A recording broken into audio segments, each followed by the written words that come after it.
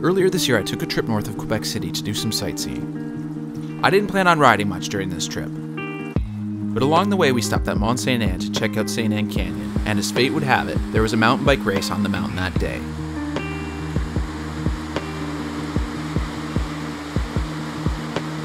The Quebec Singletrack Experience is a 6-day race which takes place annually in the Quebec City Region. First of all, I have to say that I really respect what this non-profit organization is doing to bring people into the sport. Quebec is a beautiful part of Canada and really deserves to be witnessed by bike. After the race, we continued north along the St. Lawrence River to do some whale watching.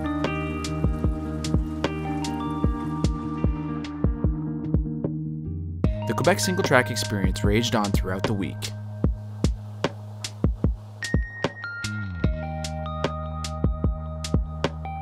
As I mentioned, I hadn't planned on riding much during this trip, but near the end of the week one of the race organizers messaged me to see if I'd be interested in riding on the final day.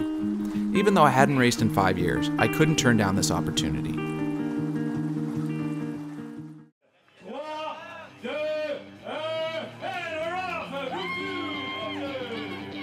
Race day kicked off with a massive start. This was my first mass start, and I thought it was really cool. I've raced downhill in the past, but this style of racing is new to me. I would have to learn the rules, the pacing, and the trail on the fly. The rider's starting wave is determined by their performance on day 1.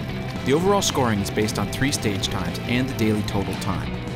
Even if the rider's total time isn't great, a good performance on one of the shorter stages can bring their placement back up in the rankings.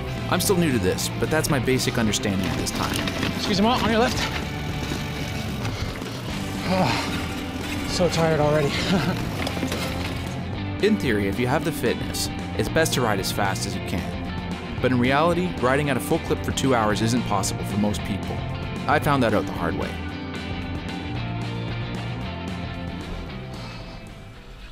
Merci. On this day, we climbed 945 meters over 22 kilometers. But the big numbers up usually mean big numbers down, so I was still stoked. Wow, such a cool little section of trail. Getting loose. Sentier du Moulin has some gnarly technical downruns, but the race organizers did a great job catering to riders of every skill level. I can only assume the same level of thought and care was put into the race days earlier this week. But to be honest, it would be difficult to find a bad trail in the Quebec City region. Nice, cool bird. Yeah.